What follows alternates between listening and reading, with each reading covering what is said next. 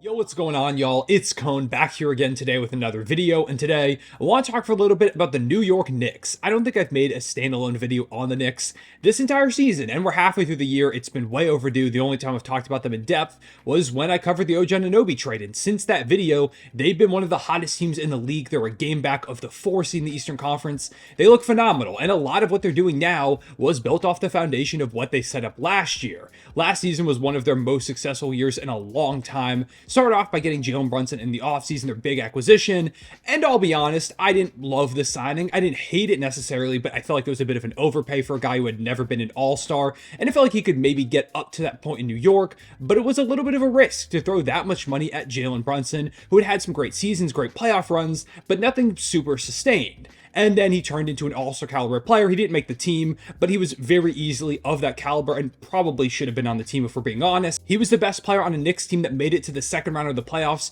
for the first time in a while. He was fantastic, their best player in the playoffs as well. Julius Randle was really good throughout the regular season, shaky in the playoffs, which has become typical for him, but overall was their second best player, an all-star, all-NBA caliber guy. Great play from like Mitchell Robinson, especially on the boards. Immanuel Quickley finished second in Sixth Man of the Year voting, some good moments from OG Barrett, specifically in the playoffs.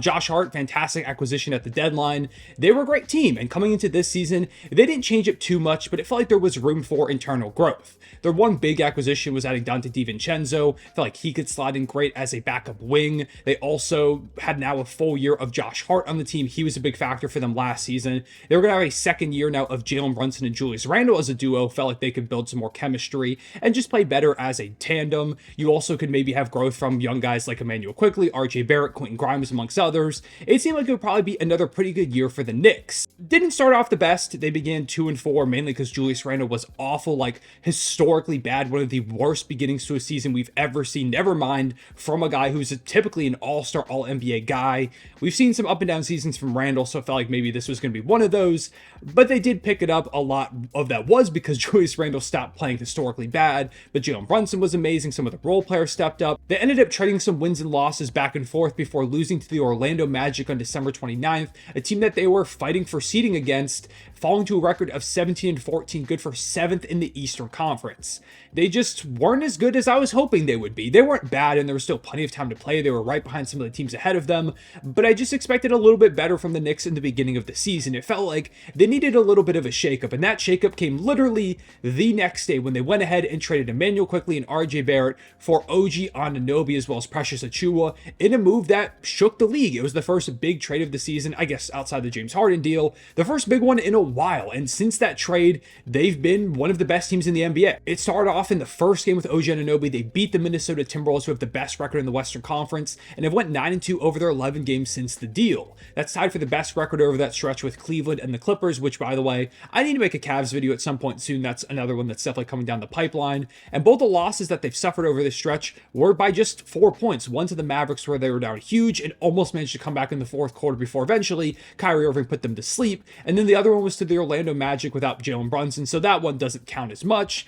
Just a couple of losses, and they were really close ones. They've been dominant in pretty much all their other games. A lot of their wins have been by substantial margins. They beat the Bulls by 16 points, Sixers by 36, Wizards by 16 points, 28 against the Blazers, 12 against the Grizzlies, 15-point win over the Houston Rockets, 26-point win over the Raptors last night. They're not just beating most of the teams, they are destroying teams, and when they lose, they're hardly losing. The Knicks have been one of the most unstoppable teams in the NBA ever since OG Anunoby suited up in New York. The biggest reason for their success has been the defense. They were a pretty shaky defensive team before OG Anunoby got there. They were just 18th ranked in the league, but since he got there, they've moved up to a top 10 defense, and over that course of the 11 games that they played with him in the uniform, they have the best defense in the league, or tied for it with, again, the Cleveland Cavaliers. Those two teams always seem to be linked.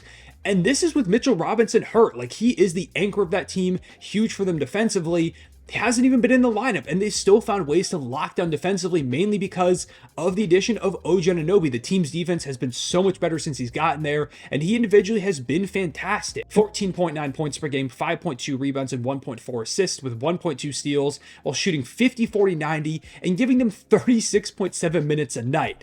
I know we like to talk about how Tom Thibodeau loves to play his stars a lot of minutes, OG Anunoby's been a workhorse since he got to New York. They rely on him to be the linchpin in their perimeter defense, even sometimes their interior defense. They ask a lot out of him as that just huge defensive piece for them, and he stepped up to the table, giving them a really efficient 15 points per game too. He's doing exactly what you want from him. If you are a New York Knicks fan, this is what you've been looking for. He's super critical, oftentimes guarding the opposing team's best player, providing that lockdown wing defense they were looking for years from a guy like RJ Barrett, for example, who did it at times. He was very hit or miss. Now with OG, every single night they can count on that, and it's helped them raise their defense up substantially. But of course, their success isn't just courtesy of OG Anunoby. A lot of other guys have contributed, and the biggest reason for their success this season has been Jalen Brunson, the guy that I thought got overpaid, is now in one of the best value contracts in the entire league. He's having the best season of his career, might even be an all-star starter, and hey, he's even making a case to be an all-NBA player this season, putting up 26.5 points per game, 3.9 rebounds, and 6.5 dimes to go with 1 steal, while shooting 47.5% from the field and 42.7% from deep.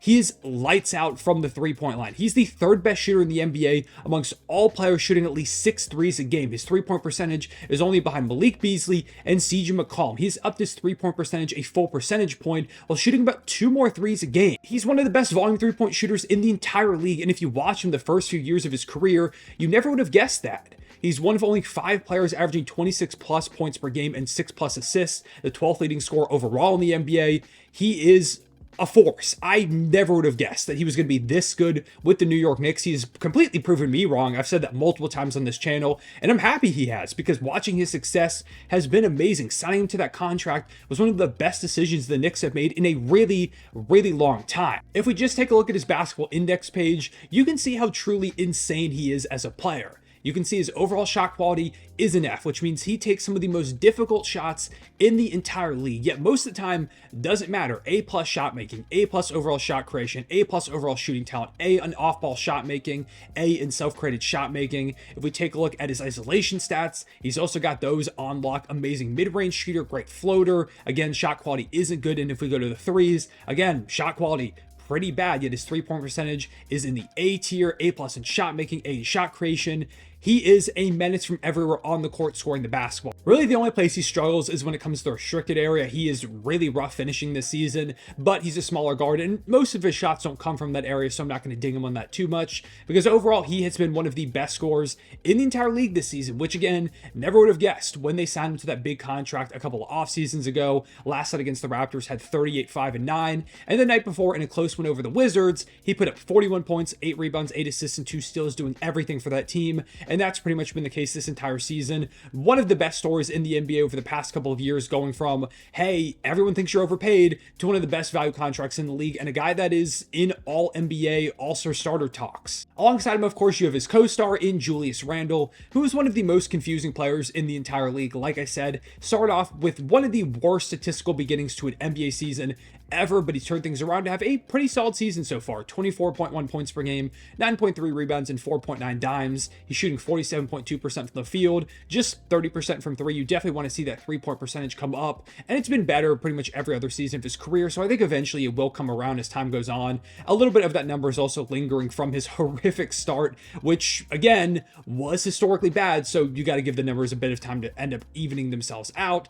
But overall, he's been really good this season, particularly when it comes to that paint restricted area that Jalen Brunson struggles in a little bit. He is one of the best scorers in the league in that area. He's a monster on the interior, and his ability to attack downhill and basically bully anybody out of the way going to the basket, combined with Jalen Brunson's ability to attack you on the perimeter, is a great dichotomy. It's great to have stars that can dominate you in 2 different ways, and they work really well as a tandem. Beyond Brunson, Randle, and Anunoby, a lot of other guys have contributed in huge ways. Dante DiVincenzo, their big pickup in the offseason, has been great. 11.2 points per game, giving you a steal, while shooting 42.5% from deep. Really solid defense as well, has started a lot of the season for them. He's been a fantastic pickup and fits the scheme really, really well as a guy that just consistently knocks down outside shots, doesn't need the ball in his hands, plays perfectly next to Jalen Brunson and Julius Randle. Isaiah Hartenstein has been great for them all season, but particularly ever since Mitchell Robinson went down with injury, he slotted into the starting lineup and given you a lot of what Mitchell Robinson does. Since he became a starter, 7.4 points per game, 11.7 boards, 2.9 assists,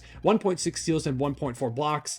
Been incredible, dominating the boards like Mitchell Robinson typically does. This team's big strength is rebounding. They're the best rebounding team in the league, and iHeart has stepped up and picked up a lot of the slack in the absence of Robinson, who is typically one of their best rebounders. I do still think they need him back to make a deep playoff run. The reports are that he can hopefully be back by some point before the playoffs, but for the moment, iHeart is holding down the fort. In this game, he did end up spraining his ankle, so we'll have to see if he misses some time. Hopefully that's not the case because he's been playing amazing, but even if he does, they do still have like Precious Achiuwa, who they picked up in the trade. Not the best option to have as a big man, although he's had a good start as a Knick, had 18 and 11 actually last night against his former team in Toronto, so maybe he can step up and play perfectly fine in the absence, but hopefully Hartenstein doesn't have to miss any time and that Mitchell Robinson can return soon so the Knicks can continue their rebound dominating ways. Quentin Grimes has had an up and down season with his role, but is shooting 38% from deep. Seems like he may be a trade target for the Knicks to send out to pick someone else up. Josh Hart's been great as an energy guy. Miles McBride has given them some solid moments. All around, the team's just been very, very solid so far this season. They've become a top 10 offense and top 10 defense, especially dominant defensively since the OG Anunoby trade. This team is very well rounded, and they look better than they did last season at this point. Now, do I think they're championship contenders? No. I do think they're probably still a piece or two away, but there's still plenty of time. This Knicks team has their top guys locked up under contract, assuming OG Anunoby does resign, which his like agent is the son of someone who works in the Knicks front office, or there's some type of connection there, and he said he wants to re-sign, so I do think he will be back. And if that's the case, you've got Jalen Brunson, Julius Randle, OG Anunoby, this main core group of guys locked up long term. Plus, there are a lot of different ways they could go with this trade deadline and even heading into the offseason. They've got Evan Fournier's big contract and Quentin Grimes, who again, his role has been kind of inconsistent this season. I wouldn't be surprised if he got traded, and I think he's got some good value around the league. He's still really young, has shown a ton of flashes at times as a 3-and-D player, and hey, if you put him in a new situation, I think he could be really, really effective. So they've got those guys. They have a bunch of first-round draft picks still. They didn't have to give up much draft capital at all in the OG Anunoby trade. This is a team that feels poised and ready to make that big trade when it comes around. Is it going to happen at the deadline? No, I think probably not. There's rumors they're like interested in DeJounte Murray, for example, amongst some other guys. I don't think they make a big trade at the deadline. I think they just add a couple supporting pieces, maybe just one like they did with the Josh Hart trade. They head into the playoffs, probably make it to the second round and look really good in the process. They're not a championship contender, but in the offseason, keep an eye out because the next time a big name star requests out, the Knicks have an amazing trade package to offer, and with the supporting cast they're going to put around that star immediately, the Knicks will quickly become one of the scarier teams in the league. It may not happen this summer, maybe it doesn't happen until this next trade deadline, not this year's, but the one following, but at some point soon, the Knicks are going to make that big trade, and it's going to be one that really shakes the league. For the moment though, shout out to the Knicks. They've been really good so far this season. Let me know how far you think they can go in the playoffs down below in the comments. Do you think they're a first round exit, second round exit? Do you think they could make a sneaky run to the Eastern Conference Finals if they end up getting the right matchup? And let me know what you think about the OG Anunoby trade. How have you liked this team since they picked up OG? Do you think he's going to re-sign with this team? Do you think Jalen Brunson could be the best player on a championship team? I know that was a whole huge argument thing for weeks on NBA Twitter not too long ago, so would love to hear your thoughts. But yeah, leave a like and subscribe if you enjoyed. Hit the notification bell so you don't miss out on future videos. I appreciate y'all watching. I'll see y'all later. Real one, say it back.